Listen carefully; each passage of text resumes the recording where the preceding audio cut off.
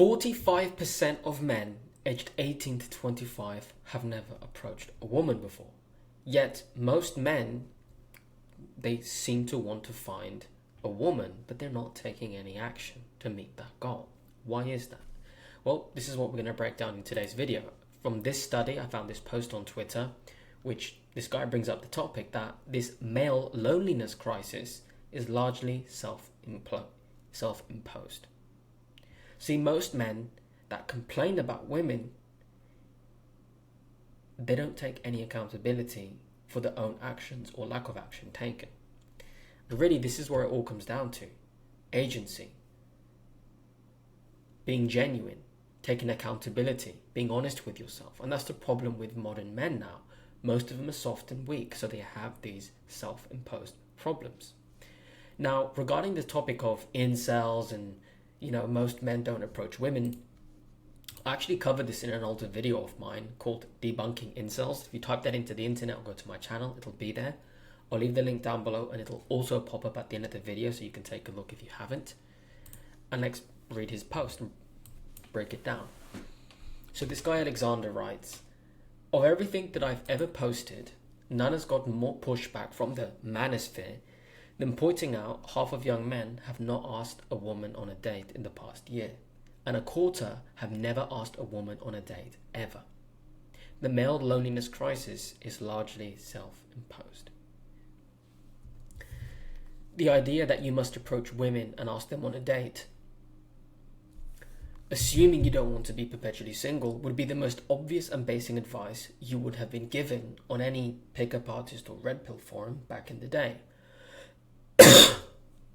Now, obviously, as most of you know, I'm very much against any red pill or pickup artistry or any superficial dating advice. But it is true that back in the day, that was basic advice. Go out there and approach, put yourself out there. So, continuing on with his message, he says, "When I write of the red pill becoming increasingly black pilled, this is what I mean. Instead of ascribing agency to men and giving them the most obvious and actionable advice, you need to talk to women. The entire space is littered with narrative excuses for why men can't. And these are some of the most obvious excuses, common excuses that you hear. But what about the Me Too movement? Women don't want to be approached. Women only want chat. Modern slang for a good-looking guy. Not true. Women aren't good enough to approach. It isn't men's fault. The entire fabric of society needs to change to make it easy for men to approach. All of this is just simply weakness. It's anti-agentic narratives, as he says. In other words, it's all just pointing the finger at women and blaming them. But how many of you have actually tried putting yourself out there, asking women out, going up, starting a conversation? "Hey, I thought you're beautiful. What's your name? What's your number?" Have you ever tried that?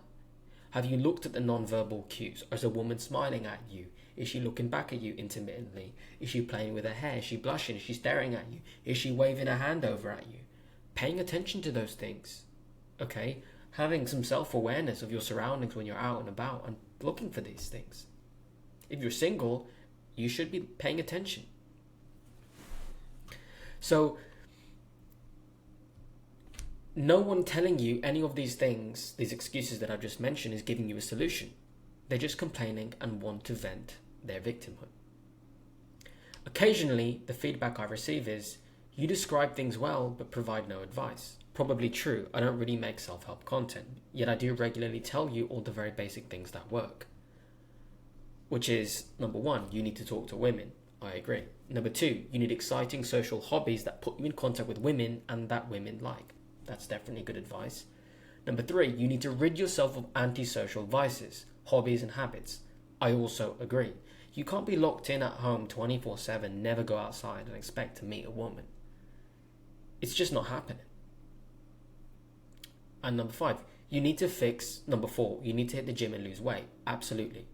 See, all guys want to approach a beautiful woman. Fair enough. But she does not want to be approached by an ugly man. That is reality. She wants to be approached by a man, if she has self-respect, of course, by a man she deems attractive and who's her physical type. So, again, paying attention to the cues of non-verbal attraction, that she's through her body language, her eyes, that she likes you, okay? But you got to give yourself a fighting chance. I mean, it's just common sense. So obviously, being in good shape, having strong androgens, right? Having a nice B taper, losing your body fat. Okay, I've seen so many like testimonials and things online of men who are overweight, like on a 28% body fat, and they really drop it down. And wow, that jawline appears. Their face becomes more chiseled. They look like a completely different man. Okay, getting your nutrition right, so you're losing all of that water weight that bloats you. If you're eating foods that are bad for you, I mean, you're destroying your skin, your hormones. It's gonna make you age. It's gonna make you have a very soft, blobby texture, and you're not gonna look physically appealing. You're not even gonna smell nice. So yeah, you need to hit the gym and lose weight. You need to do the best you can with what God gave you, and that's lowering down to the right body fat percentage, putting on enough muscle, and taking care of your hormonal health as a man. Fourth, for advice, that is absolutely crucial, because when you look your best, you're already going to feel more confident because you know you look good, and women want to be approached by that guy. Okay, and then number 5, you need to fix your physical appearance. So beyond the gym and losing weight and muscle, it's everything else. Do you have a nice haircut? Are you clean shaven? Or if you have a beard, is it maintained properly? Okay, does your breath smell nice? Do you dress well? Do you wear nice, modest fitting clothes that make you look nice and well put together? This includes other things. For example, let's say you have glasses, wearing nice frames that fit your facial structure so you look more symmetrical. Okay? If you have problems with your teeth, go to the dentist, invest in that, get that fixed. You could even fix your jaw and maximize that to make yourself look more physically appealing. Do you have clear skin? I mean, these are all things that do matter. You do need to look your best as a man. And if you're well put together with a good physique, and you've done the best you can with what God gave you to make sure your face and your body is, dressed properly, it's in shape, and it's presented properly, and you approach a woman that finds you attractive, how can you lose unless you open your mouth and turn her off or say something stupid? So this is very basic advice for men, but I believe this is true. This is really what it comes down to. In a continuation, he says, you're all free to work the details of these things out however you please, but these are the basics that cover how you meet women and if you pass the initial bar of attraction. I completely agree. They are obvious and don't require you to know any hidden secrets or subscribe to any fringe ideological beliefs. I agree. If she thinks you're handsome and you look the best you can, man, you have an edge. You have a foot in the door. Obviously, this is when you get into the stuff that I teach, which is you need to actually vet the girl, see her values, her lifestyle, her belief system.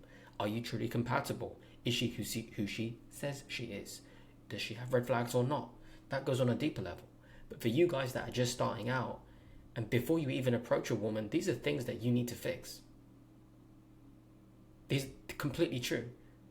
If you're overweight or you're extremely underweight, I don't know, you dress like a 12-year-old and you're a grown man, I'm sorry. Most feminine women with self-respect are going to say no. These control the controllables. That's the bottom line. And so this is the actual study. And it says a sizable minority of men are not approaching women at all. In the entire data set, 29% of men said they never approached a woman in person before. 27% said it had been more than 1 year. And it was larger for men at the ages of 18 to 25. That's your prime. This is statistically when you're going to look the most handsome you're ever going to look, biologically. We always want to point the finger and say, oh, women look the best they do when they're young. Statistically, it's true. That's the optimal time for a woman to have a family, when she's youthful and young. Same thing goes for you men. That's reality. Okay? So in this age range, 45% have never approached a woman in person. This is a big problem. A lot of you guys, it's not just, I haven't approached a woman because you haven't done the basics. Some of you have deeper issues with lust. You're addicted to porn. You're masturbating. You've got all these other internal problems. Your self-esteem is bottomed. So you have all these fears and insecurities and problems that are holding you back from even trying. So again, this is again consistent with the hypothesis of a generational risk aversion trend in Zoomers. Most modern men are risk averse. They are weak, they're effeminate, they are soft. Okay, 17% have never approached a woman more than 1 year. Never and more than 1 year are discrete groups. This means that about half of all single men in the data set are effectively not approaching women for dates in person. How are you going to meet a woman? Sure, you can do online dating. I think setting up a solid dating profile and all of that is fantastic, and you should definitely give it a shot. That's why I met mine. I know a lot of my clients and men that I've helped that have met good quality women by setting up a proper dating profile and following a vetting process that I teach, which, by the way, I'm going to leave that link down below. You can access it in my relationship community. I have a little online dating course here. You can take a look. It's in the classroom section. So yeah, link down below to the community. But back to the study. Sure, you can do online dating, but I do recommend seriously trying in real life. Why? Simple. Because even if you match with a woman online and you have a phone call and you chat with her, it's still going to transition to real life. And if you have no social skills, your appearance, isn't as good as you were portraying with the angles or the pictures you were taking, you're not going to be as confident around a woman. She's going to sense that and feel that in person. You can't fake it. Women can weed you out. So, again, most guys can make excuses or you can take action. And that is the bottom line here. And the video is very simple. I don't really have much else to add other than I think these are very basic, actionable steps that you should take. You need to talk to women to develop your social skills, to get over the fear of rejection. You need to do exciting things. You need to have a fun social life where you're out and about, where you could potentially meet people or meet people that know women. Look, everybody prior to the last 15, maybe nearly 20 years, met someone from the beginning of time in real life. If you can't even try and succeed or have at least had success in doing so, you have a long way to go as a man, socially speaking, romantically speaking. Get rid of antisocial vices. It's nothing wrong with having hobbies indoors. I like gaming. I like Call of Duty. I like, I do enjoy that. But I've already got a woman. I can indulge in that hobby if I want to. But it's like, if for you guys that are single, you have to make a decision. You've got to do something new to get a new result. Okay? Put yourself out there. Stop watching shows and movies for the weekend. Call up one of your friends and buddies. Hit up a bar or a nice venue. Even if you don't drink. I don't drink alcohol either. But guess what? If you don't drink and don't smoke, which is a good thing, go and have a coffee or a tea or something else and just go out. Meet someone. There's people. Put yourself out there. Okay? Again, number 4, hit the gym, lose weight. It's just common sense. It's no-brainer. And yeah, back to number 5. Fix your physical appearance. How do you dress? How does your breath smell? Do you have bits in your eyes? You don't clean your face. Some of you guys don't even shower. How's your style? How do you dress? Okay? How do you groom yourself? And I'm not talking that the way some men groom themselves, which I can't say or YouTube will ban me, but as a man, just keeping yourself clean, well put together, making a good first impression by how you appear. That is crucial. And if you focus on these things and take action, man, it's a numbers game. You'll eventually find a woman that'll say yes to you. Okay? And that's that. The male loneliness crisis is merely a masculinity crisis, just like the male suicide crisis is. Yeah. So many guys are weak and you've just taken yourself out the gene pool because of your own weaknesses. So it's time to develop some strength and turn things around if you want things to be different. That's all I have to say today. That's the video. Let me know your thoughts down below. Do you think this is a problem in modern men? Do you think that these 5 steps that this Alexander guy wrote down are solid? What do you agree with? What would you add? What would you take away? Write down your experiences down below. And I'll see you all in the next one. And of course, I'll see some of you inside of the Relearning Relationships community. Chat to you all in the next one.